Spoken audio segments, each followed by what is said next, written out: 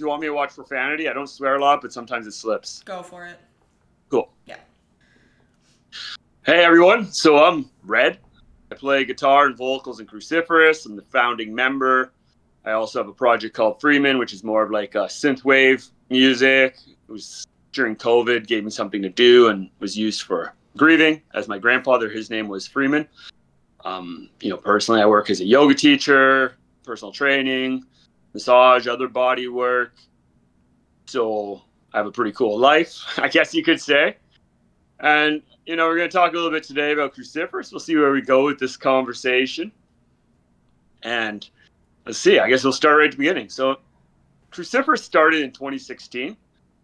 At that time, I was in Edmonton, and we started with a guy named Matty, who actually sings in a band called Vibes. They're a great hardcore band out of Edmonton.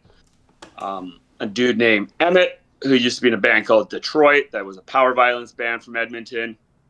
A person named John, who played bass, but was very brief. Very brief. They were just there for the first few jams, first few songs we wrote. And we started in a cafe that used to be in Edmonton. I believe it closed down, but it was called the Clever Rabbit, which was a vegan cafe.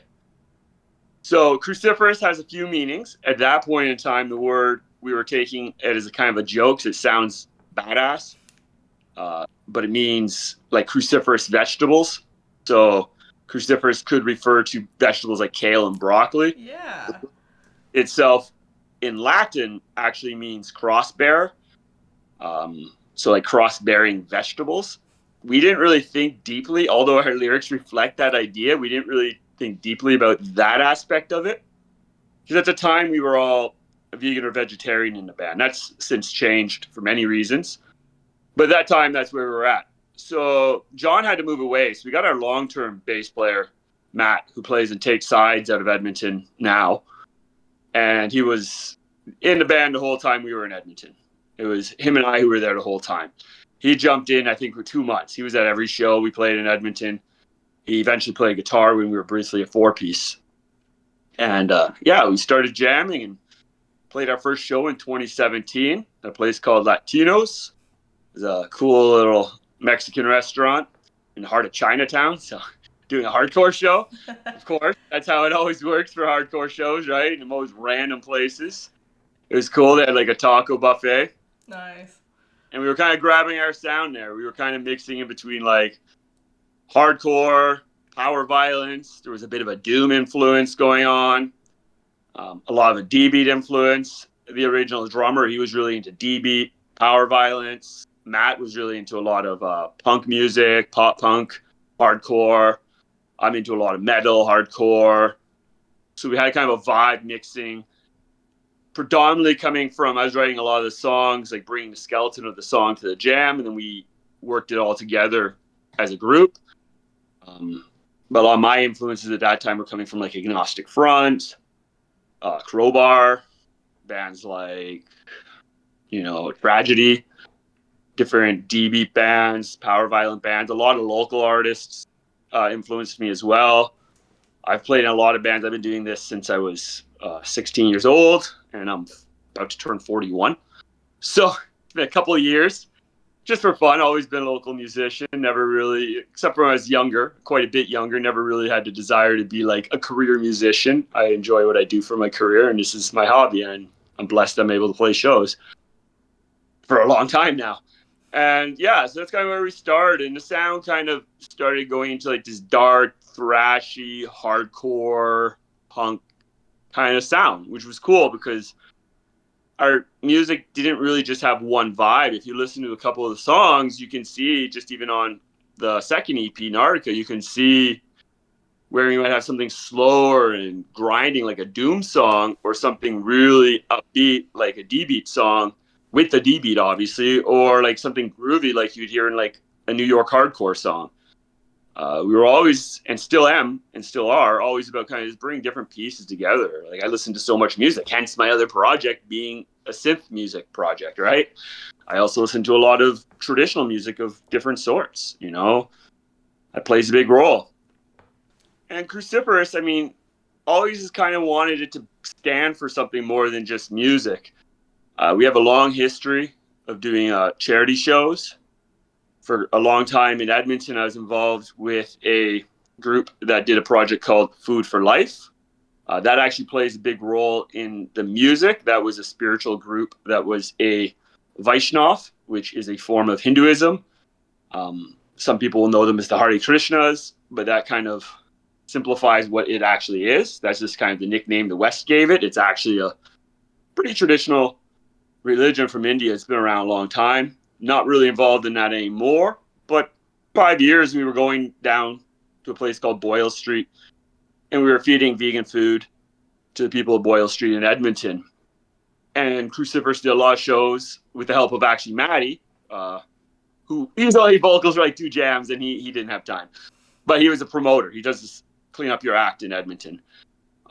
And him and we did this thing called Hardcore for Humanity for a number of years. Cruciferous played it. We were feeding people the food that we were giving down at Boyle Street, raising money. We raised thousands of dollars through the hardcore community in Edmonton to feed people. It was great. It was a great thing. Even now, the first show back for Cruciferous was a Gaza fundraiser. It was a mutual aid thing for families of Gaza. I was just going to say, it's incredible the just amount of like proactive humanitarian work you guys have found time to squeeze into, like coming up with more music, trying to find your own sound, trying to, find your own way, and then still worrying about others and trying to care for others is like, says a lot about the emotion that goes into the songs, shows a lot of authenticity, in my opinion. Thank you for that. It is a big part of it. When you look at our songs, we either speak of change, we speak it as it is. There's a song that we wrote 2017 or 2018 that is so true to what's going on in the world today. It's called Kali Yuga. It's the opening track to Nartica.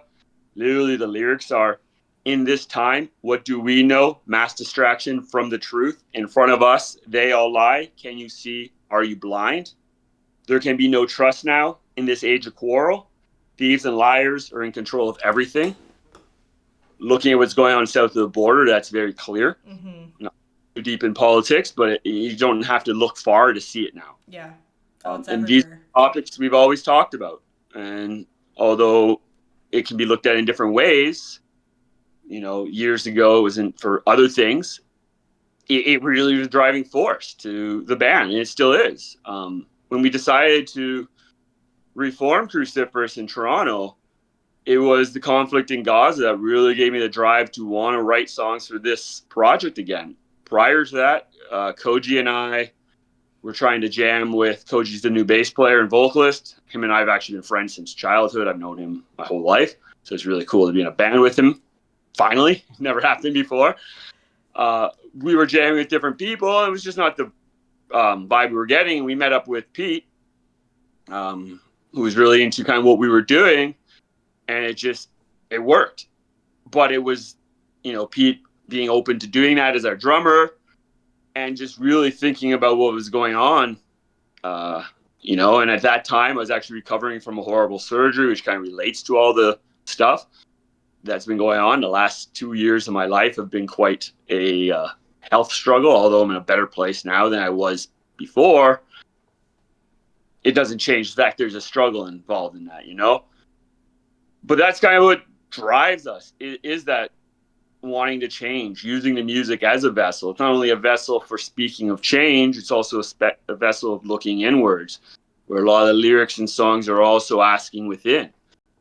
I practice yoga from a philosophical standpoint as well as a physical standpoint. Meditation, as you can see, this thing's behind me, these play a big role in my life. Don't need to go into all the details, but a lot of songs will ask those questions about your deeper connection, right? They ask those questions about how we connect to everything around us. My spiritual beliefs are a mix of Eastern philosophy, and my grandmother was Mi'kmaq, and I learned a lot from her. So there's a lot of Canadian Indigenous concepts and spiritual concepts more so than cultural concepts in the way that I express myself, which means more so the deeper lessons. I was raised in Ontario. The Mi'kmaq were out in the East Coast. Like, my grandmother left for many reasons, being a woman in that time as an Indigenous person, as it is hard now. It was hard, if not harder then, because she was in a residential school, but there are other things we have yet started to talk about that existed. They took kids as servants. And that was what she did. You know, she fled Nova Scotia when she was like 18 years old and like bought 2 houses in Toronto. Like she died at 95 a couple of years ago. So that was a while back. But a lot of that is really in the music. It's in what I do. So having the time to do these fundraiser events, not only is it something that I feel is what hardcore and more so the hardcore side of what we do than the metal is about. You can look at Rabies in New York. He was doing fundraisers. Agnostic Front was known for doing fundraisers. It's always been about that kind of mutual aid mentality, helping each other out. That's what hardcore has always been to me. Punk has been, and that's what we bring into this music, you know, questioning things. There's room for a lot of different beliefs as long as you're not hating on anyone, which is actually one of the most beautiful things I'm starting to see in the scene in Toronto. You know, I grew up in Toronto and I left in 2008. I was 23. The hardcore scene looked a very different scene, and it was always cool. Like I never had any extreme issues. You know, I wasn't as open about being queer then as I am now. You know, I never really experienced too much issues regarding racism. Very mixed. But now as you go to the shows and you see, you know, a lot of queer representation. There's a band called POG. They're friends of ours. We met them this year and really cool people. And it's an all trans hardcore band. Nice. It's amazing. That is Know? awesome. And I think a big thing too that woke a lot of us up as artists, especially us who are within local communities predominantly, you know, was COVID. You know, the small venues closing down. If you couldn't play as a band, and how much that was a part of my life that all of a sudden wasn't there. You know, Cruciferous disbanded for a couple of reasons. When we disbanded, it wasn't COVID that disbanded us. We wanted to try to do something different, and we were looking for a singer, and we were going to do a 5-piece, and it was going to be called Take Sides, which is a group now in Edmonton. I jammed with them for a bit, but I had some personal stuff I had to take care of, so I had to just walk away from music altogether. And then ended up moving across the country anyways. But when all that happened, like it was losing such an outlet. Even when I wasn't jamming with Take Sides, I was still jamming for fun with someone. I was actually jamming with Emmett for a bit in Edmonton before I left. But it just, you lost that, or that connection of going to shows. You know, I'm a very busy person. I love what I do. I've been a trainer for 10 years. It gives me the freedom and helps me be able to be in a band because I work for myself predominantly.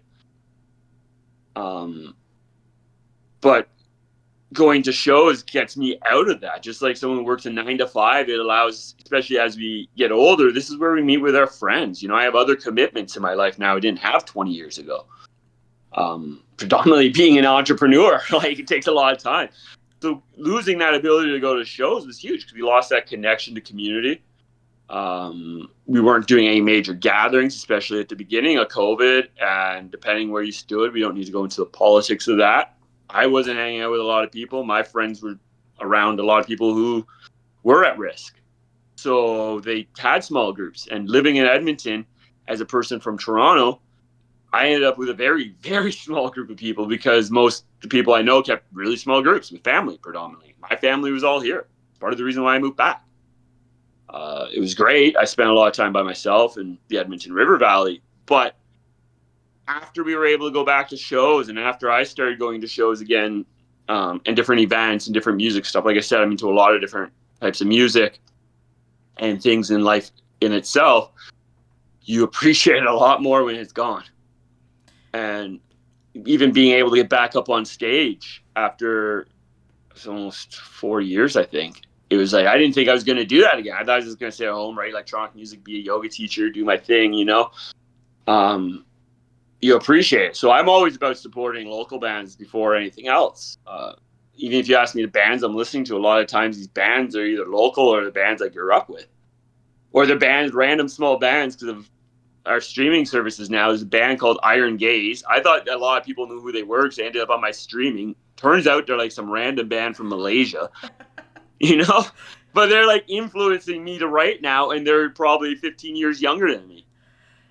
It's Which is, crazy where inspiration will come from, and again, just supporting the community can unlock so much. and I think that's important. I think that's a big part of too what myself as a person I try to represent. It's in the music. It is being you. It is being yourself. That is being metal. That is being punk. That is being involved in most, you know, like grassroots kind of music communities that aren't trying to assimilate you into whatever. It's accepting people where they're at. That's why I love going to the hardcore shows now and seeing trans people and seeing more people of color and seeing people of color fronting bands. There's a band called Scab right now coming out of Brampton, I think. And they're a younger band mixing hardcore and hip hop. They're singers. An Afro dude. You know, I don't know his background, but he's clearly a person of color, right?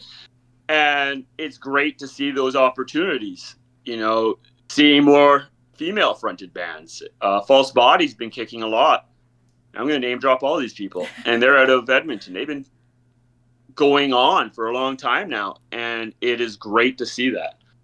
It's great to see more of it because it brings diversity. Not only does it bring diversity to the community, it brings diversity into the sound. So not everybody sounds like the same band. I'm not into that. I don't want to hear the same band 4 times in a row. So when you start mixing up influences like that, it's really cool, and it brings different perspective. Perspective is one of the most important things that we need to learn as people. If everyone looked at perspective and stepped back for a minute, half the shit that's going on right now in the world would probably not be going on. The fact is, people don't, they're so stuck in their head, they don't understand that so-and-so might think differently. So it brings more perspectives into communities when you have that diversity. And one of the best bonuses of that is if you're hanging out with groups of different people and some of them cook, it brings you diversity in your food. And I love food, so.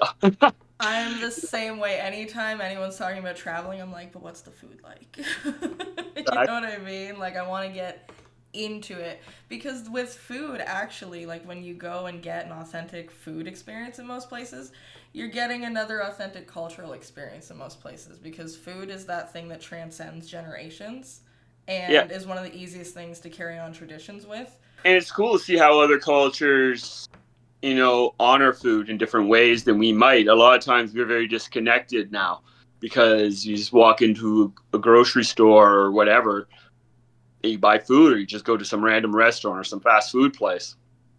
When we were doing that project down in Edmonton, we were serving food. That's like a long-standing tradition in many Eastern traditions. You know, they will welcome anybody. Like, if you're hungry on a Sunday and you go to a Krishna temple or a Sikh temple or various Buddhist temples, no questions asked. They'll usually feed you. They'll welcome you with open arms. And people sometimes don't understand that. They're thinking you're taking advantage. Well, if you think that, leave a donation. They don't care about that. As part of their practice, at least I can speak within the Vaishnava tradition. You know, I played a very heavy role in that for many years, and that was a big part of my life. It's a blessing to them to serve others. It's a form, they do practice something called bhakti yoga.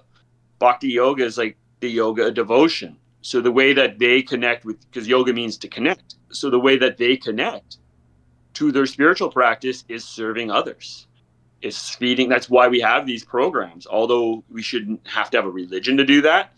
If that's what's driving it, there's also a gathering of people, and finances unfortunately run everything. It brings in money to do these projects, but that's a big part of their expression, and you can go and see that all over the place. And I've unfortunately not had the money to go travel to India, but I have a lot of friends from India, and the stuff they tell me, or other places. I went to school with a lot of people from the Philippines, and they were feeding us constantly because it was part of their tradition to always show up and help people and make sure everyone's eating. So that plays a big thing, and that's connecting to people and expressing, and it's allowing someone to even offer and serve you, because sometimes we have to receive. It's not always giving. It's a balance of both. A lot of times you're just taking, right? But it's receiving is different than taking. If someone's making the time, and you watch these people who are running these kitchens in these different temples, and the one I was involved in, Every week, a different family on their Sunday would drop I think it was like $500 or $1,000 or whatever it was. It's all vegetarian food, so it was fairly cheap to make.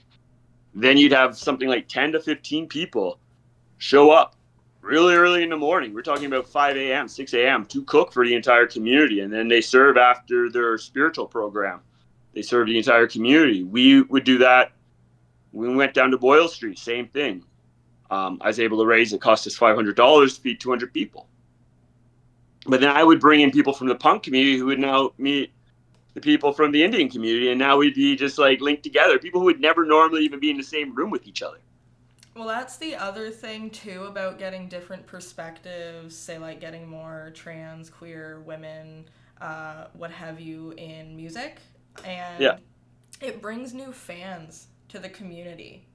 Like, again, on that receiving part, where sometimes it's hard to receive something that you don't really feel included in, you know? Like, it's hard to go and listen to some music if you don't really feel like it represents you at all.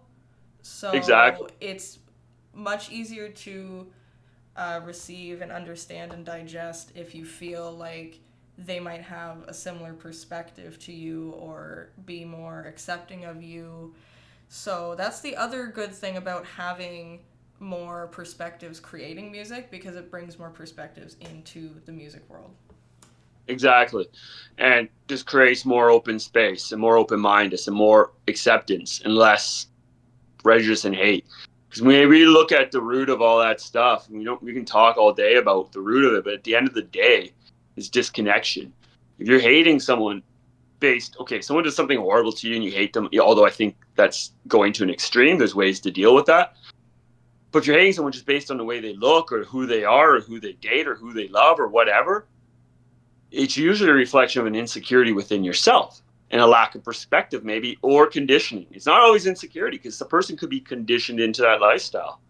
I have a friend, Eric. He opened about this story, and he was telling me, like, when he was a kid, he was raised in a racist household, and then he grew up in an alternative culture, and he met a black person in high school that completely changed his mind, because he was taught these people, and to a very extreme, we're talking about like organized racism. He was taught these people were not what they are. And it changed his mind. He found everything. He was raised as a liar. He ran away from home. He had a whole other story about this, and that was all conditioning. That was insecurity. That was just what he was raised to told from the time he was born. Like, if you're raised that way, you know how hard it is to break out of that? Well, and that's what makes it more difficult. That's where perspective becomes key. Well, that's the thing, and I especially find it to be more sort of the prevalent, like, reasoning is to be conditioned into it nowadays, because there is so much diversity in, like, schools and malls and just any public space, really. So you are exposed to other lifestyles and other people fairly early on. So I feel like nowadays, if someone still has certain views about certain people, that it has to be coming from some sort of, like, taught place. Like, I really, and maybe that's just because my experience is different. I grew up, like, every March break or in the summer, I'd go to Toronto and spend time there because my grandparents lived there. Nice. My grandma's still there. She's like 90. Yeah, she turns 96 this year. Nice. Grandfather passed away, but I would always go there and always go to the grocery store with her to help. And you see so many different kinds of people from everywhere. And she was always the sweetest person with everyone. She never held any prejudice against anyone, ever. And that might come in part, too, because her family immigrated to Canada when she was very young. So it might have a bit of that. But it's one of those things, if she never saw skin color as an issue. You know what I mean?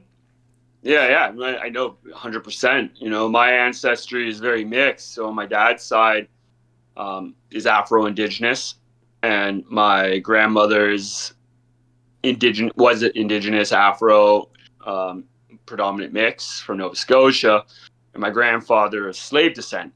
They both were born in Toronto. Well, my grandfather was born in Toronto, sorry. My grandmother was born in Nova Scotia. And my mom's side of the family, totally other thing, which gives perspective, colonial background. My grandmother came from England just after World War II. With that being said, she was the daughter of orphans who came to be laborers on a farm. So we didn't come from extreme privilege, but still a settler perspective I have to recognize within my bloodline. And then my grandfather was probably Irish, but he didn't really talk about his past. Just judging by where he grew up in Cabbagetown in Toronto. And it is crazy to say, even about Toronto, my grandfather, his name was Freeman Redmond, and he was one of the first black landowners in Scarborough, if not the first. Wow. They named a street after him a couple of years ago when he passed away. And when he moved into that area, and everyone thinks of Scarborough as being super diverse, right? Scarborough is like probably one of the more diverse parts of Toronto in a larger scale too. But when he was there, he was the only one, and a neighbor tried to petition him out of the neighborhood. It didn't work. Funny enough, within 10 years, the neighbor was his friend. The neighbor probably never even saw a black person beyond from a distance at that point. Like, so 1950s was a very different time. I mean, that neighbor who would have went to school in the 1930s, I'm pretty sure it's pretty segregated at that point. I don't really know exact details. That's a whole other conversation, but like, it's interesting to see that. And I had the opposite experience. I was born in Scarborough, but I grew up in Keswick, which is on Lake Simcoe. And when I grew up in Keswick in the 90s, it was 96% Anglo-Saxon. So being a mixed race kid in that neighborhood, we had a kid that was with us the whole way through school who was somewhere from the Middle East. I don't want to guess, but he was Middle Eastern in somewhere. And we had here and there other African descended kids who would come and go pretty quick. Like, their families, I think at most would stay here 2-3 years and they would leave Keswick. And it was an experience. I met a lot of amazing people. I still have a lot of close friends. I mean, that's where I met Koji. He grew up in that area too. Some of my best friends from that time I'm still friends with, but I also experienced racism as a kid from a very young age. I even remember places where we would get looks because my mom being white and my dad, although he's Afro-Indigenous, he has very dark skin. So they were probably looking at him as just being black, in the 80s and 90s. So it's cool too to see how that's shifting because perspective is changing. But even if you go to Keswick still, unfortunately, that mentality is still there. So I can see how a person's raised and conditioned into it, because there now they have the fear that comes in when things start to change, right? Keswick has been developing the last 20 years, but it's definitely more diverse now than it was when I was a kid, but that creates fear. You can look at my high school. There was a girl beaten at my high school by 3 people and called the N-word. And that was in 2017 or 2019. Like, that's not that long ago. So it's still easy to be stuck in that. Because I think right now, although I think most people in this world are more open-minded, the people who aren't are louder than they've ever been. Louder than ever been because it's a dying cause. Yeah. And it's so easy to be the loudest person now, because if you just keep commenting and posting stuff online that is hateful or whatever, like, more aggressive people do more aggressive things, and more peaceful people don't go to those lengths to do things. Like, they're more just peaceful being on their own. So usually the more aggressive tone is the one heard, which is frustrating, especially when you know that it's just crap, but some people are so not even apprehensive, but against learning about other cultures. It's crazy. It's crazy. And it's crazy how deep that conditioning can happen too when living in a town. Being mixed race, it's really tough because you don't really I don't identify with one thing. So if I identify with anything, I identify with being Indigenous, because the way I connect is to the land, and I recognize my ancestors' diverse backgrounds. I don't need status. I don't need anything like that. That's not what I mean by when I'm recognizing as Indigenous, because that's different, and that's a whole other conversation. People who are from this land and are of a significant amount of blood, like, I'm a quarter of Canadian Indigenous, but my ancestors who were from the slave trade were also indigenous from West Africa and they were kidnapped and displaced. It doesn't take away the fact that they were indigenous. We had no choice. And that's when you look at Black slave descendant culture, there's so much lost connection because they lost their culture, their spiritual beliefs, everything. So that's why there's so much, it's hard to find an identity, you know? But growing up like that in Canada, indigenous is the hardest hit, you know? And I actually would be quiet about that and wouldn't even talk about it for a long time until actually I was going down to Boyle Street. Really is when I started to reconnect to my indigenous background, because there was a lot of shame. You know, anytime you brought it up, those stereotypes would come up. And although that wasn't my grandma didn't drink. You know, my grandpa didn't drink. Though, you know, I know tons of, like, there's substance abusers everywhere. That's the reality. And, you know, it doesn't matter what culture it is. But these were the stereotypes that were brought up, you know, criminals and all that. And it's not the actual truth. It brings shame in people who are mixed, because then you don't want to necessarily identify with that aspect. And what's funny about that is, out of all my ancestry mixes, of the three main ones at least, that is the one culture I've never had aggression from. I've unfortunately had people who are African who are angry because I understand that the way that they experience racism, being very visibly Black, is different than the way I experience. And they might not be able to see my perspective or know the fact that I grew up in a town that didn't matter how pale my skin is, everyone knows who your father is. They didn't see that, but I've been called, you know, fake, or you don't understand, or this and that, without really, and that's, to me, is a form of racism. It's different than the racism you experience from colonial-based racism, because it's a racism based on intergenerational trauma. So that's a response to their own trauma without being able to see my trauma, which is hard when you're in a state of trauma to see other people's. That's the problem we have right now. So many people are traumatized. That's why everyone's angry and fighting and anxiety, you know.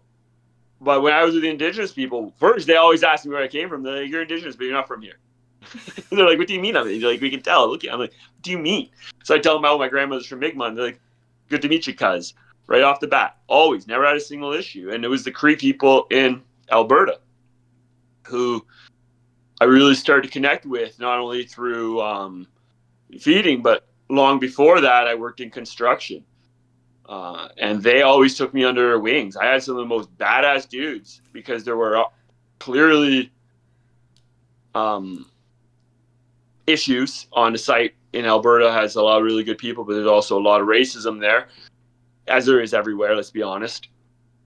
They would always take me under their wings, and some of these dudes spent a lot of time in jail, so no one would bother you if you were hanging. You know, the guy would sit down with me, but they were always the indigenous guys who always were trying to bring me into their community, at the workplace or wherever, which was great, because unfortunately I worked labor for most of my life up until I changed careers 10 years ago.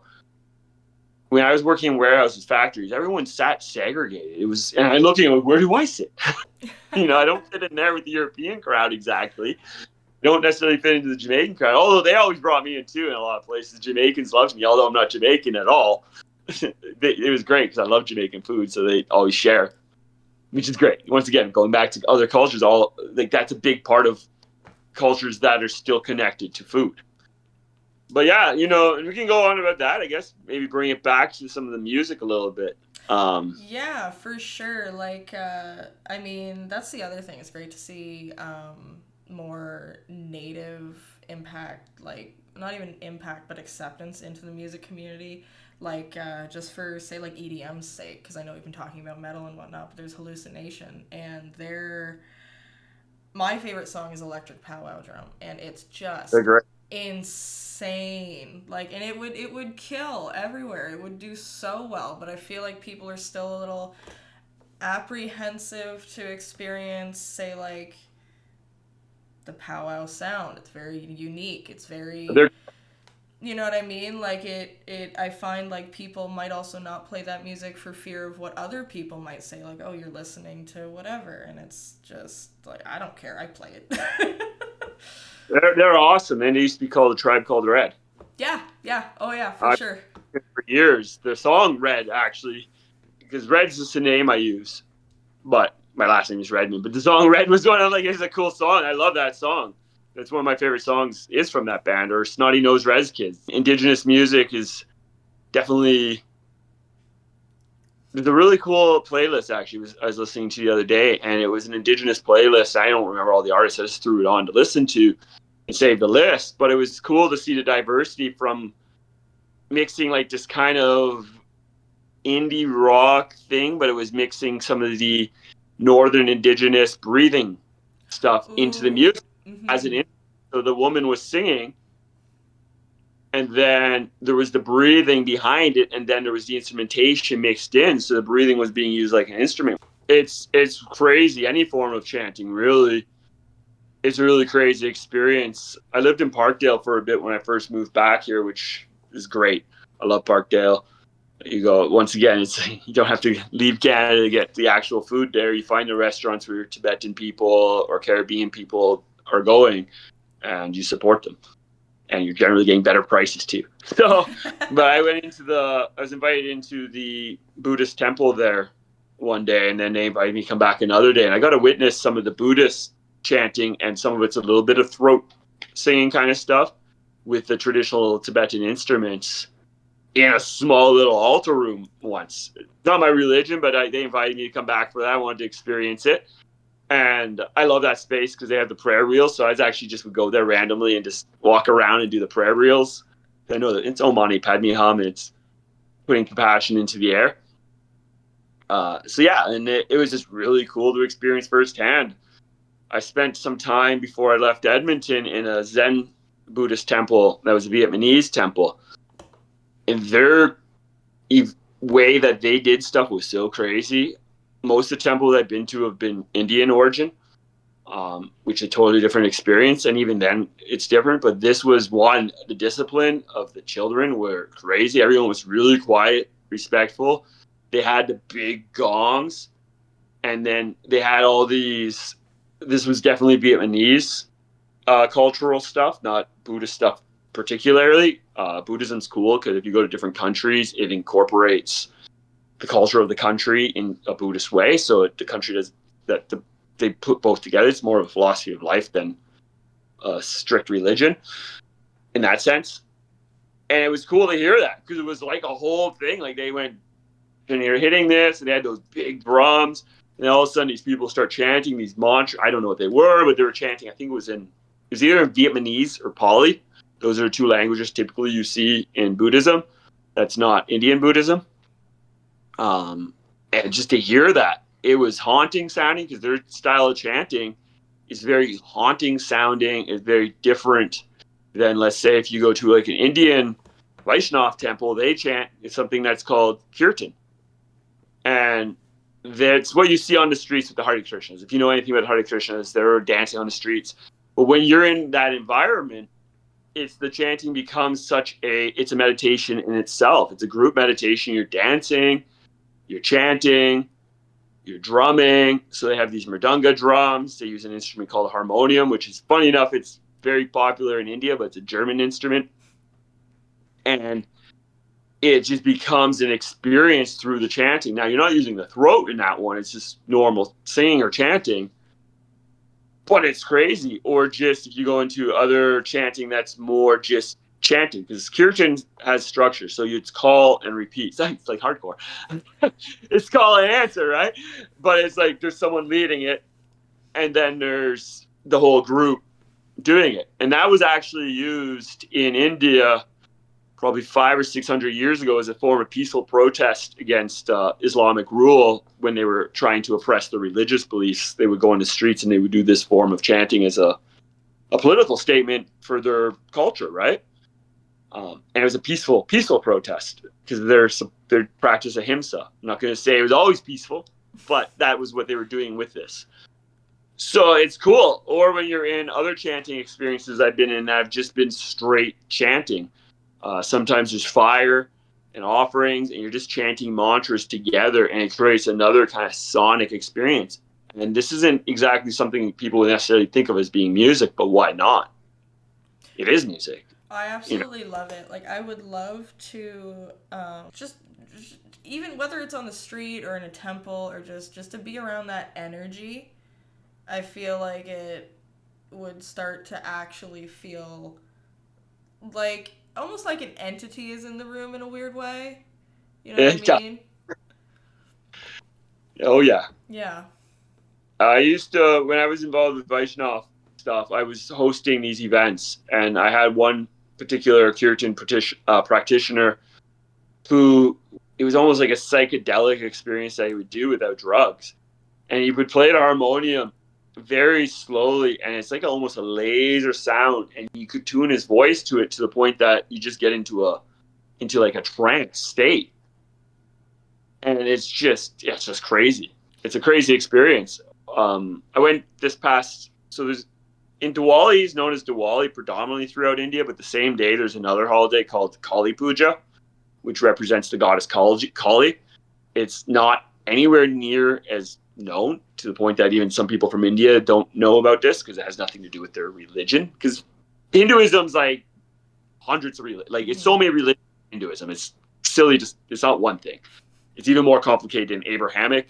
That's just to even simplify that. Mm-hmm. So Kali followers are generally follow what's called the Shakta tradition, sometimes other Shaivite traditions. I like the goddess Kali for many reasons. So once a year, I go to a Kali temple, give a donation, and I go and I experience they do tantric chanting, actually. So tantric is misunderstood. It's not just a sex thing. That's actually almost cultural appropriation. It has more to do with mantras. And they'll do that, and it's a totally different experience than the other Indian temple I went to that would do group chanting with instruments, where there was still kind of sounds going on. It was just the chanting, and everyone starts chanting mantras together. Even in that experience going there, this year was the first time I went in the evening. Usually I try to go when it's quieter in the temple, so I go during the day. But we went in the evening just based on some stuff I had going on. And it was cool to see the traditional Indian dancing there, and the music that they play to that. It's just a role that's played in the expression there. And just how welcoming. That was the first time I experienced that temple's community. Usually I'd just go there and there'd be other people who were trying not to be there when it was busy. And the priests, they're called pujaris. And yeah, it was really cool. And just how welcoming it was, just always is. There's a couple Indian temples. There's a Ganesh temple I go to sometimes, same thing. And the food, once again, because it was Bengali food, and you don't go to an Indian restaurant and get food like that. It's not made the same, because it's not, unless you're going to a very traditional Indian restaurant. If it's an Indian restaurant that's trying to target us Western people, it's generally not made the same because we can't handle it. I mean, I'm okay with it, but as a whole, they use spices that we're not used to. So even though I don't find it to be really spicy, I cook with a lot of the spices regularly. Anyway, we were eating there. It was the first time I brought my partner. She grew up in Barrie, and they never been to a temple like that. So it was really cool to kind of bring it there, but I forgot about the food, and you're not used to that. So I'm like eating it, and they see me eating it. And then they take one thing. It was like in a cartoon. Their faces went red. Sweat started coming down. I thought steam was going to come out of their ears, which Yeah. was hilarious. But, it's funny because even in the more traditional ones, when you go to some of these temples, you'll never taste it that spicy, because even within Indian people, they might not want that spicy. It's usually in and around, like Bengali particular. Bengali food, which is a state or province in India. I don't know if they call them states or provinces. And it's, everywhere in India has their own traditional cooking. South Indian, you're going to get probably more of the stuff we see more frequently. When you start getting to Bengal, you'll see some of that stuff, but it's not as common, I find. But when you eat it from their oh my God, they love spicy food. Yeah. But yeah, it's cool though to bring back spirituality within music, and even my own stuff. Freemon, my other project, we haven't really spoken a lot about. That is entirely a form of spiritual expression for me, through predominantly instrumental, synth-based music. Some of it's like lo-fi, chill wave. I don't know. I don't listen to a lot of this stuff. Maybe trance influenced. I don't really know electronic music genres. This is not something I ever really got into. I just know if I like it or not. And when I write the music, I just write what I feel. A lot of it was influenced by psilocybin use. when I was dealing with trauma, I used a lot of psilocybin, both micro and large doses. At first, I was using large doses. Then I started working with a therapist, and this was around COVID, just before, just after. No, just the beginning of COVID. And I was working with a therapist. Just I'm like, well, I have time now. I'm not working because working on wellness, we were definitely shut down. And living in Edmonton, my rent was only $800. So I was like, well, the government's giving me more than enough money to survive. So I had benefits still from my workplace. I was working as a massage therapist at a place that randomly had benefits. So I used all of them on psychology, and I had a therapist that was okay. He wouldn't be with me when we were doing psilocybin, but he gave me directions on how to use it properly for what he was trying to intend to use. So one of the things that I would do is I would do that early in the morning and do yoga and meditation with it. And then I would write these songs. I'd go sometimes into this like week or two where I'd write a lot of this music. It's all on all streaming services. And a lot of it was grieving or dealing with trauma from growing up or dealing with trauma from my 20s, accepting myself for who I am, even who I am now, based on who I was when Cruciferous first started, is a totally different thing. And this Freemon was kind of a form of music that allowed me to move through that. You were talking about the song The Journey On, and that song is about transitioning to dying, which is something we all do. It's one of the things we all have in common. That's why we should all love each other. We're just here temporary. Why spend it on hate? But it's about that. And that's a big part of even yoga, is accepting your mortality and embracing it. Within my own spiritual path, which takes a lot of influence from forms of Shaivism, it's about finding liberation in now. It's not about some afterlife. It's not about any of that. It's about liberating and being okay with yourself now, being good with others, about understanding the deeper connection that I have with everything else. My cat's sitting beside me and I'm connected to that cat. When I pass, you can look at science. I am going to become an atom of some other sort. Our cells reincarnate into other forms, you could say. Does our consciousness continue? I have no idea. Do I care? Not overly. Because if they continued and this was a reincarnation cycle, which maybe it is, and I remembered what happened in my past life very clearly, then I would care.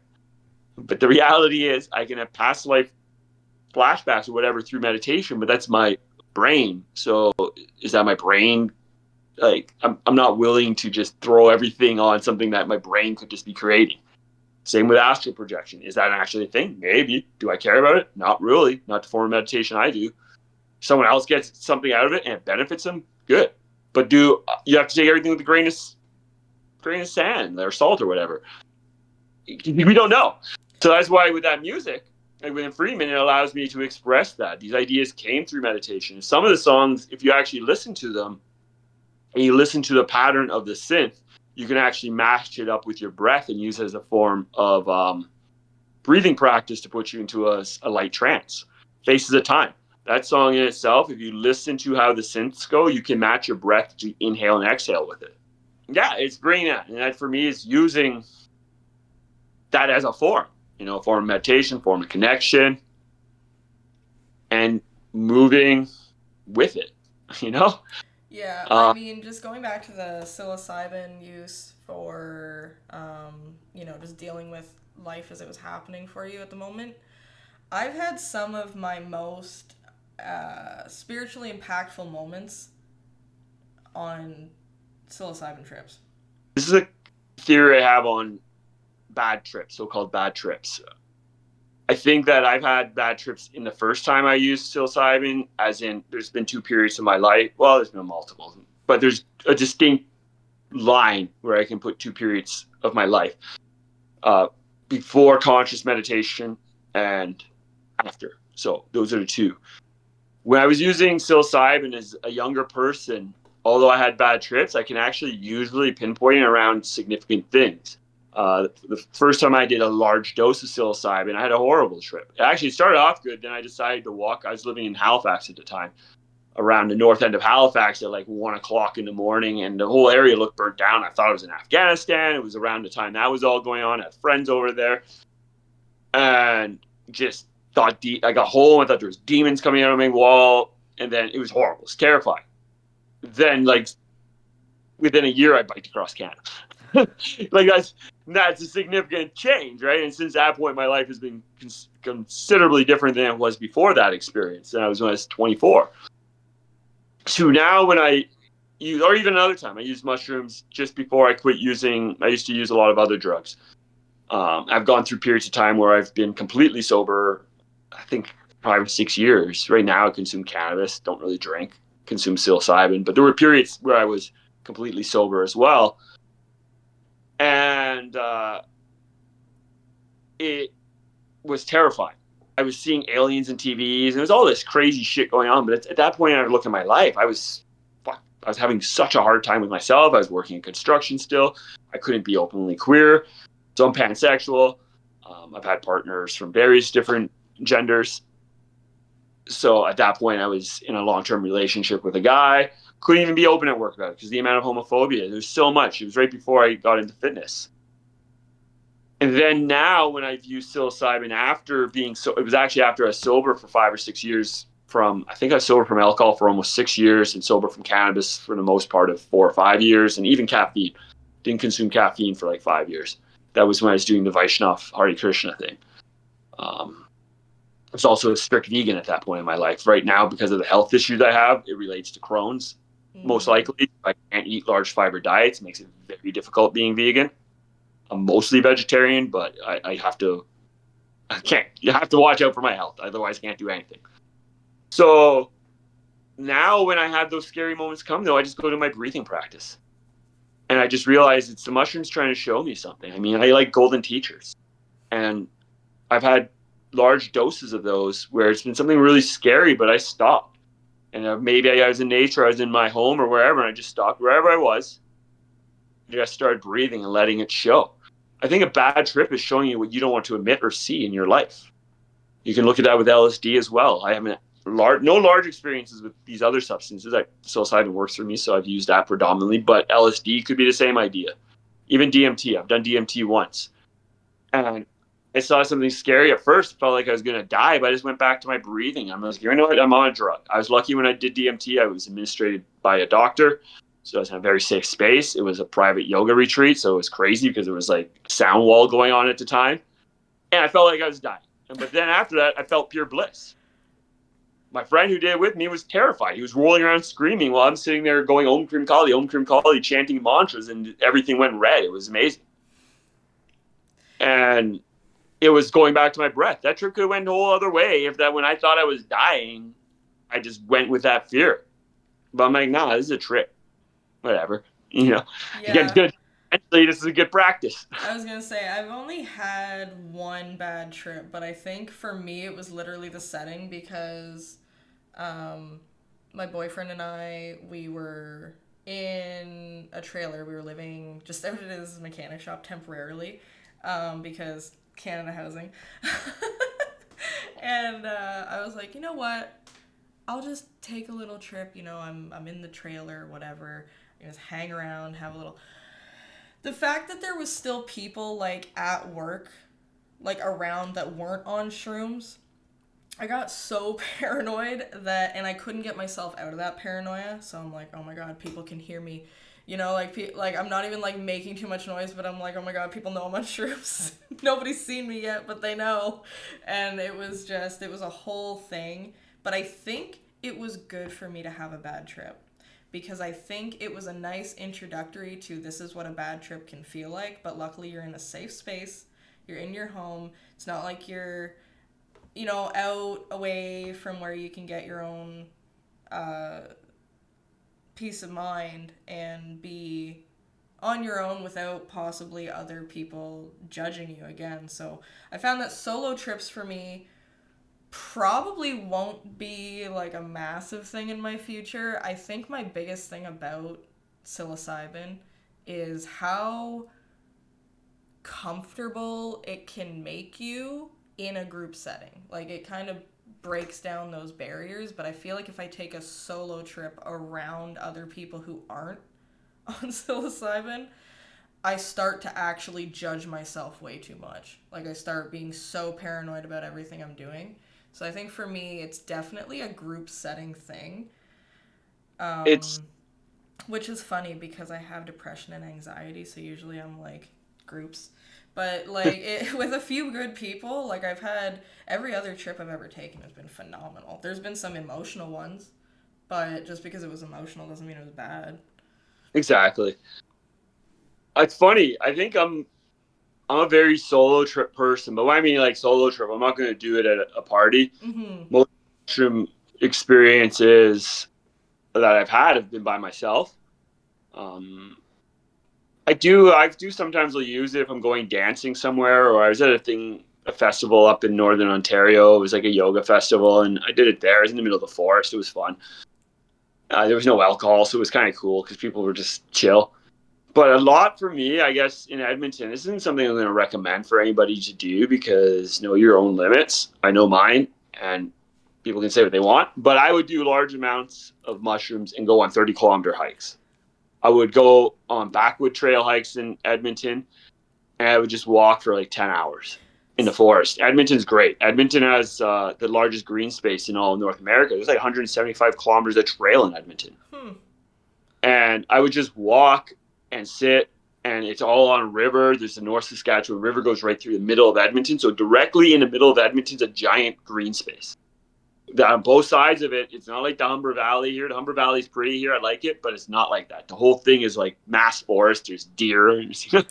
There's bear if you go far enough down into outside of Edmonton, but if you follow it, and that river actually starts in the mountains and goes into Lake Manitoba. It goes right through Saskatoon, same river.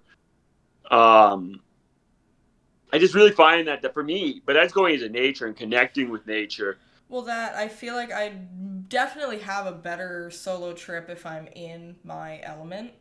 But I Yeah, was so caught off guard by how I would feel in like a city setting or where I felt like I couldn't go out without being around people that weren't on, not even just on or like weren't on psilocybin, but they're not that kind of people, so they don't really get like what you might be going through at the time. Like it's different when there's three of you or yeah, whatever, or like there's one of you and you're on shrooms and your friend has done them but they're not on them now, but they know what's exactly. going on. So it's a bit of a different feeling when like you're the only person in the general area of people I that think is that's a on good it.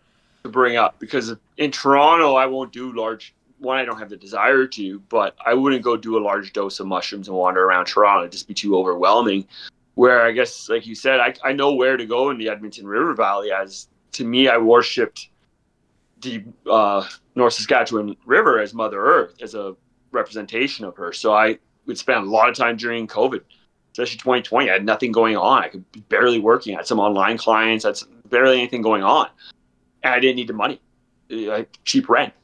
So I would just spend time down there healing. And I guess because I knew it so well, I knew where to go. I wouldn't be surrounded by people. Now, where I live now, I live in the Humber Bay area. I can't go anywhere without being surrounded by people. Like I live in a building that's like 66 floors, like just around me, like 66 floors. There's a lot of people that live in my building, Yeah. like, which just blows my mind away. It's just the way it is. It's the same amount of rent into these fancy condos as it is to rent in Parkdale. So I was like, well, I want air conditioning. I'm paying $200 more. I don't have kids, so whatever. I'll pay $200 more, have air conditioning and a gym, get rid of my gym membership, and now it's in my building.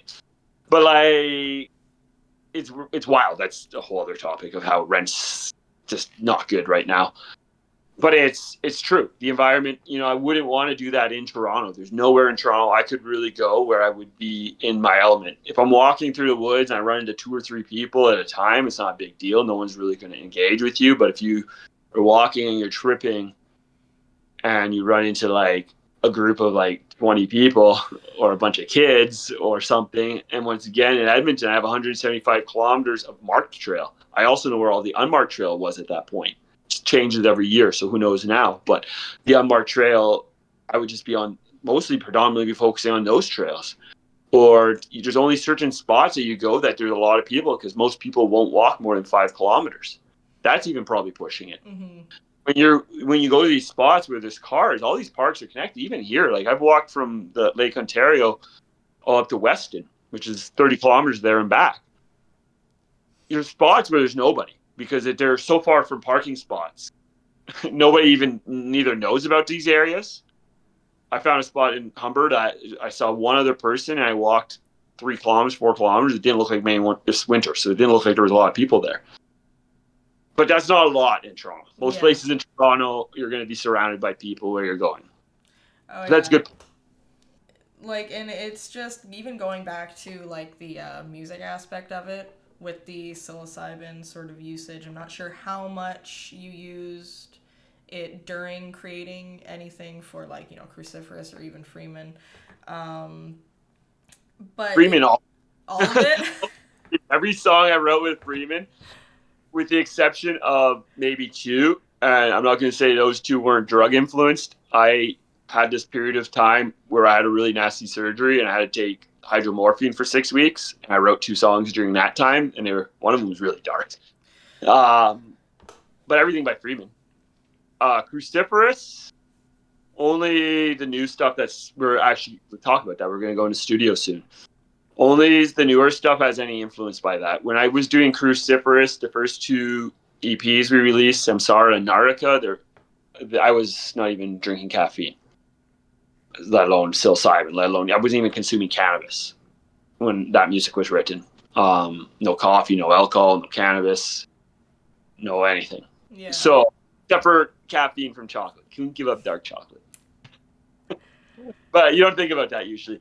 But new Cruciferous, there's definitely, I'll sit in my home and I'll just pick up my guitar and I'll write these ideas that I bring to practice.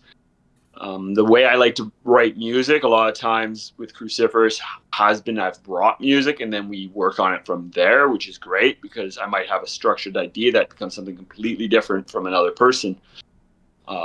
Or someone else might bring in a riff. Now we're kind of getting more into those ideas. At the end of Cruciferous, that was happening, but some of those songs became take side songs. It's just most of the stuff we recorded before I brought the idea, then we worked on it together. Not saying it's all my idea, it's just that was where we started. Process was changing because that's what happens when you jam with people, but none of that was recorded. So I would say, yeah, like it plays a role because it allows me to be focused, but it also allows for stepping out of my comfort zone with ideas and doing things that I might not think to do because I might judge my own self. Psilocybin also, in small doses, works on your serotonin receptors. There's small research in there how it could be used as a serotonin type medicine. So I think SSRIs are serotonin based medicines. Not sure how to compare them, but there's early research showing, and I think what you'll see as it becomes more open and legal to the public is people mixing low amounts of psilocybin with these other medicines. In Chinese medicine, they're considered medicines. So these other medicines to get a bigger effect. Reishi is good for anxiety. I use a lot of these different mushrooms and nutrition. It's hard because you have to take a huge amount of responsibility to do this because it also requires you to do other work, but it really helps with my neurodivergence. I have anxiety issues. I have never been diagnosed, but they've also said, well, we can't call you autistic, but you're also not autistic. Like we didn't do enough. It was a different psychiatric assessment, and I suggested that. And at first they said, well, we don't think that. Then they said at the end, they're like, actually, we don't know. Then they said, oh, well, you might be Asperger's. And I'm like, well, I thought I couldn't use that term anymore. And then they just looked at me and laughed. They're like, okay. But using these different things has helped me. I don't advise you to do this on your own. I'm not trying to promote this as a thing. Experiment in a way that you're comfortable. But when you need extra help, go to it. I have doctors. I have nurse practitioners. I have had therapists. I have a mentor now instead. That's what fits in my life now. And I used all these people too. And some people, it doesn't matter. You can use all these things, but if you have an actual hormonal imbalance, it doesn't make a difference. Like if you have clinical depression, it might help. These other things might help, but it might not be strong enough to help the hormonal imbalances, right? Clinical depression is about something's not working the way it's supposed to in your body, and herbs can help that, but they might not be the best way. Or you might not be able to get into that lifestyle that you're required to because we're required to work 40 hours a week. Where do you fit in yoga? Where do you fit in meditation? I made my life that. That's not the reality for everybody. That is my life. I have a hard time now that I'm starting to understand my neurodivergence. It starts to make sense. Makes sense why sometimes I'm misunderstood because I'm a very blunt person. It runs in my family. Didn't realize that was a trait of autism. But, you know, all this is starting to make sense why I've always struggled to hold down a job, why I do really well working on my own. I've put a lot of time in my education because this is what makes me happy. You know, it makes me more grounded. I have my days where I can't get out of bed. I have days where I'm really anxious. The health issue I've had over the last couple of years has really challenged that. But when I look back, I love where I live. My life is better. I'm playing in a band again. I was able to, thankfully, before that health issue, I did the work I needed to do. So when that did happen, I was able to use that. And it also gave me time that I was able to, I had no choice. I had to figure out other ways to make money easier. I had some very generous people in my life who also helped me while I was recovering because I couldn't work. The first time I had the surgery that happened was 2 years ago. It was before, just over 2 years ago. I ended up in the back of an ambulance. I literally thought I was going to die because I had a misdiagnosed infection. I went to a hospital a week before and they misdiagnosed it. Don't go to St. Joseph's. And I ended up at Toronto Western in an ambulance thinking I was going to die. I had an emergency surgery. They had to remove the abscess. I was in the hospital for 4 days. I went from being able to do a front squat. So that's holding the barbell like this. I was doing almost 250 pounds. Like that's pretty heavy. I don't use any gear, nothing like that. To barely able to walk in like a week from this infection because it went misdiagnosed. And it turns out, it relates to Crohn's most likely. That's what yesterday was about. We were trying to figure that out. But that was 3 surgeries I had. I had to rebuild myself up. I couldn't work at that point. I was back in Toronto and I had to go work at Good Life briefly. I couldn't work as a trainer for 10 hours. I had my own clients and I had Good Life clients. I was at Good Life, then I'd go to another person's condo gym and I'd go home. I couldn't do that when I was recovering from having this massive infection that led to 2 other surgeries. Last year, right before Cruciferous restarted, we started January 1st, the beginning of last year with our first jam, funny enough. Before that, I had another surgery. Like I said, I was on hydromorphine. And if I didn't have these things that I built up to the point, thank God I did, I don't even know if I'd be sitting here with you. I went from being 175, 180 pounds, 6-pack, really strong, doing all that weight, to being 150 pounds and not even able to walk half a kilometer because of the amount of pain I was in. And for the vast majority of that time, I didn't use opiates. It was only that one surgery. And thank God, I can see why people get addicted to that. That drug is evil. I did not like the effects on it. When I went off that 6-week period, I just didn't think that one little pill would ever. I didn't realize how much you get hooked on that stuff. And I went through a physical withdrawal having no idea because I didn't want it. So I didn't realize what was going on because I didn't think of it as being withdrawal because I didn't think of it as being drug abuse because I was using it the way it was prescribed to me. Yeah. And I went through this insane withdrawal, scared the shit out of my mom, scared the shit out of one of my closest friends.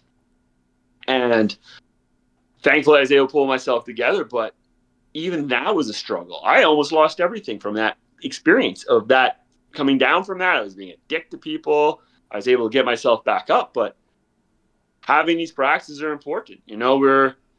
I'm lucky. I'm blessed. I have music. I have fitness. I have yoga. I have meditation. I have all these different things. I don't know how I put that together. I just was determined. I did it. And I have thankfully been blessed to have people come into my life who've been generous with paying me as a healer or whatever they want to call me. I mean, people call me different things. Whatever they want to call me, right? So many people that are stuck in jobs they hate. They might have kids, so they have a whole other thing. Like if I had kids, I wouldn't be able to do this. Let's just be clear. That's maybe being queer, and most of my partners in the past have been male. I get but it would be much harder if I had a kid because I'd want the best for that kid. I'd sacrifice my life. You'd sacrifice time, you'd sacrifice your space, you'd sacrifice money, you'd sacrifice your emotions for theirs. That's the other thing. But it really should be you in a way giving up yourself for the kid, and it's as beautiful of a thing as that is, I don't know if I'm ready to do that yet. You know what I mean? No, I want me time. I'm 40. I just have no desire now. Maybe 10 years ago, if I was with the right person, I would have been open to it. But at 40, it means I'd have to be in a relationship with someone to a point where we get to having kids, having our own foundations. And although I am in a pretty cool relationship right now, we're not at that point yet, as in 6 months. And we also have our own personal things to get us into those financial places. I honestly don't want to be 60 something years old and my kid's moving out. If I was 30 something in my 20s, it'd be different. That's when most people have kids for a reason. There's a reason for that. It's harder the older you get. I don't want to be dealing with teenage stuff in my 50s. I want to be relaxing in my 50s, getting ready for the next process of life, which is when I start to lose things that I That's love. that's the thing, and it's like your line of work and your methodology even sort of gives you a sense of not necessarily having children, but gives you that sense of taking care of something. You're getting a portion of what parenting is, but in a more like societal realm. Yeah, it's cool because I work on sliding scale for most of my services, and we talk about it once it gets to a certain amount, so I understand why you can't afford it to an extent, because obviously I have to protect my own time as well. But there's a lot of younger people that I've worked with over the years in various ways. Even when I was doing the thing in Edmonton, I had a younger fella who was, I think he's about 10 years younger than me, so he would have been in his early 20s then, who had to run in with the law of drug addiction. Being young and queer in Alberta is not easy. And just being able to give him yoga, and he started helping with the food, and he didn't have any money, so I taught him yoga for free in exchange for having him. He had a truck, so he helped me drive this food around a couple times a month. I needed someone who has a truck. I don't drive, so or even now I work with some people for really low rates who are students who are in their early 20s trying to find themselves, and it's really rewarding. It also keeps me feeling younger because it keeps me exposed in a different connection with a person who's in a younger age, or even being in the music community and playing with some of these bands that are younger, or meeting with people who are, younger, who see my band play. It's cool. And what's really cool for me is actually seeing the younger bands play. I was at a show a couple of weeks ago. It was that band Scab and Pretty Face, I think they're called. And there was two other bands. And I didn't realize it was an all ages show because it was at a bar called Seascape. And I went there and I'm looking around like, holy shit, do I feel old? Like, is this what an 18-year-old looks like now? Like, I never thought that I'd be at this age. And then I found out it was all ages, and I was looking at probably a 15 or 16-year-old kid who was at the show. And I was like, oh, this is weird. I'm like completely surrounded by these young people. But it was really cool to see these people coming out, someone coming out to the shows for their first time ever. And there was a lot of people there.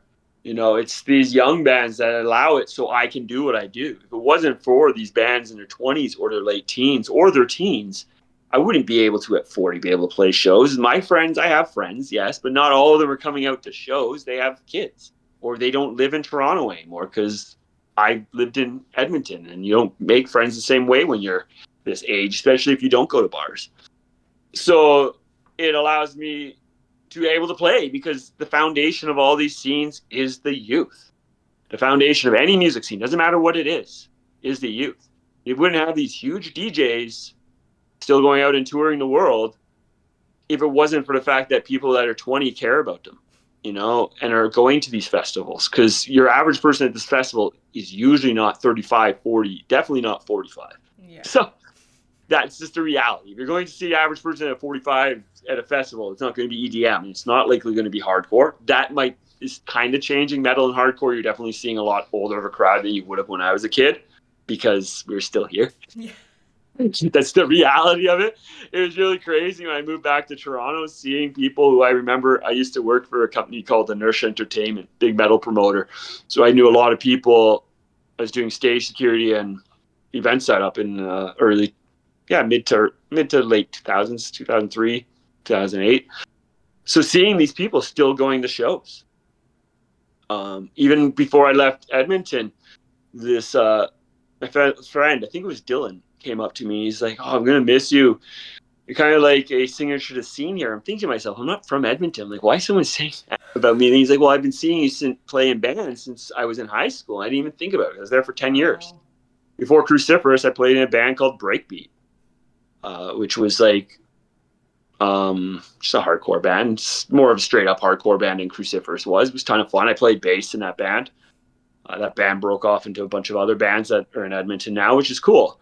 But I never even thought of it that way. And it was cool to see someone because he's 30 now. You know, I moved to Edmonton. I was 27 or 26. So to see how they are still in the scene too, 10 years later, it's cool to see that commitment. But it's obviously the younger people. It's the younger bands. Because the older you get, the harder it is. I'd like to jam more, but we all have commitments in my band, right? We've been trying to record for a while, but my bass player owns a landscaping company for the film industry. Like, he gets really busy at times doing landscaping in movies. That's an intense job. A drummer has a full-time job, you know, married. Yeah. None of the kids, that makes it easier. I have my own business. I'm in school right now too. I've been in school since September. I'm always doing courses because I have to for my type of work. So it becomes tougher as you get older to do these things, you know, and that's one thing to say. Maybe we'll start wrapping up here. That's one thing to say to the younger bands. Take advantage of it now. Work with it. Well, work with it and push as hard as you can. Like, just never get off the grind. Never give up on that. If you feel like you're meant to do it and it brings you happiness, don't give up on it. Just eat, sleep, and breathe what you do. It gets a lot easier to keep on that mindset of I can do it. Well, that's exactly it. And it's even being okay with, I'm happy I've been a local musician. I've been blessed that I've played all over Canada just as a local musician. I've never been on any huge tours in my life. Don't really have a huge desire to because I enjoy the way I live. I'd like to go on small tour here and there, but never any huge things. But I've played in PEI. I've played all over Nova Scotia. I've played all over Ontario. I played Saskatoon a bunch of times. I've played Alberta in a couple different places. You know, just as a local musician, I've lived in different places too. I guess that's a factor. I've lived in Halifax, Edmonton, and Toronto. But just as a local musician, we used to go to Saskatoon once a year and just got a huge reception. And, you know, we just go out for the weekend. And I was in my late 20s when I did that. And it was great being able to do that. And it's true, making it your life. That is why I work as a body worker. And that's why it gives me the freedom to do music and use music as an expression of everything I do. Everything I do, that is my life. If you look around me, like I have that there. On the front of me, there's a pull-up rack, and I have a bunch of kettlebells in front of me. And, you know, my entire living space is built that way. Another reason why I've realized being neurodivergent. Build my entire home into a fitness facility when I have a gym in the building. Don't ask me why. But it's also because some people like to train privately. So when you work for it, some people want that private space. I just love being surrounded by it. But it's making your life and your existence that. If you want to do something, go for it, especially if you're younger. Exactly. That's when especially if you don't have kids, that's when you have the opportunity. You run with it, you go with it. Let it be music, let it be a dream job. One of my best friends, Alan Blitz, great musician, his partner is autistic and an engineer, which is not as abnormal. That's very common. and his dream was to build roller coasters. Well, he's working down at Universal Studios now, right? Designing roller coasters.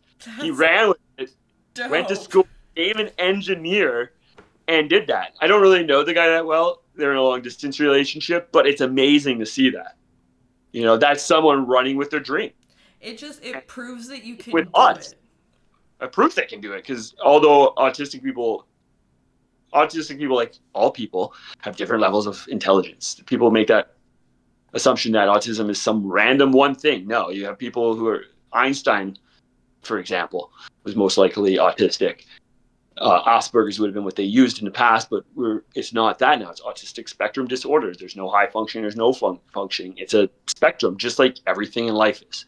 And if you don't see everything as a spectrum in life, well, you're missing out on a lot of great opportunities.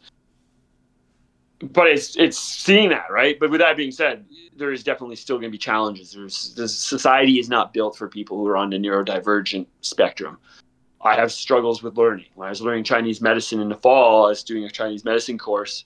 It was hard because I learned the opposite. So I want to know, why is ginger good for me? How does it relate to Chinese medicine? And go from there. Opposed the other way around. This is the fun. This is the element, and then we build up. I want to tear it apart and rebuild it. That's the way I am. My dad used to do that when he was a kid. He would take apart electronics when he was a child, and he would rebuild them. I've actually started with my own stuff, like Cruciferous. Just say, where to find me. Cruciferous is on Instagram, Cruciferous 416. We're also on Blue Sky. It's a new social media, a little bit more chill than what's been going on lately. It's Cruciferous 416 as well. You can also find me at Red the Yogi, which is Instagram, and Blue Sky. Those are the easiest ways to find me. I think it's on YouTube. I have a channel I'm starting, but there's not a lot there right now. It's just trying to get the time to do everything. So music-wise, Freeman's also, I think it's Freeman108 on Instagram. Freeman's also all over streaming. That's been a bit, I'm working on some new music, but I've been kind of having a writer block on that side. Sometimes it's hard to write really aggressive music and then jump into really chill music. And I've been focusing on Cruciferous because we're going in to record 4 songs. Actually, that's what's coming up. We got 2 old songs we're going to record and then 2 new songs. We've kind of redone some of the old songs, so the guys wanted to kind of record them to represent where we're at now. And then we have 2 new songs. I'm going to record them with a guy named Speedy. And there's a guy named Scott Middleton we're going to get to master. He's was in Cancer Bats. If you're familiar with that band. I've known Scott for a long time. He's a really, really chill dude. Remembers everyone from before, which is cool. You don't always see that. I knew him from before Cancer Bats became famous. His previous band, At the Mercy of Inspiration. You never will probably find that. Maybe on YouTube. Cool. But yeah, it's been really cool. I've been really lost track of time. I just looked at the time like, oh, wow. It's been a really cool conversation. I think it's cool that we allow that too in the conversation. Sometimes it just gets so stuck in with music and you don't really understand who the musician is. So I think it's cool that we were able to open up different topics. Because everything I do is what goes into my music. All the yoga I do, all the meditation I do, that's in Cruciferous. That's a form of meditation to me. It's on Freeman, obviously, but in Cruciferous, it's less obvious. Funny story, very quickly. Yoga students who don't know me from the punk scene coming to see my band is always a funny thing. Because I'll be in my yoga stealth, and I dress a lot of different ways, but generally very similar. But I like wearing Thai fisherman pants. When I learned Thai massage, it's one of my modalities. The lady taught me, the second time I did some courses on it, the lady had us dressed traditionally. It was a Thai woman, and she gave us the Thai fisherman pants, and this is a shirt she wanted us to wear. And I was like, these are the most comfortable things ever. So I bought a whole bunch, and that's why I do yoga now. And then in Cruciferous, maybe a hardcore shirt, metal shirt, camo, whatever. And they're like, you went from being like, breathe in, breathe out, and talking whatever to like, you know? And they're like, it was really good. Weren't expecting that. Wasn't expecting it to be so heavy. I'm like, I told you it was heavy. They're like, I think I said it was hardcore punk, and they just thought it would be more of the chill side of that, not the like, oh, Green Day. not the side that takes influence from like death metal and thrash metal as well as hardcore punk, you know? Yeah, no, just bringing you on here and talking about it, it really does show just how different backgrounds can be, and then how overlapping some people's lives can be, regardless of how different their background can be. And I think that's the great thing about music in general. Exactly, I agree. All right, well, I will let you go. Thank you. Yeah, no problem. Thank you for coming on. Yeah. All right. Enjoy the rest of the day. You Peace. too. See ya.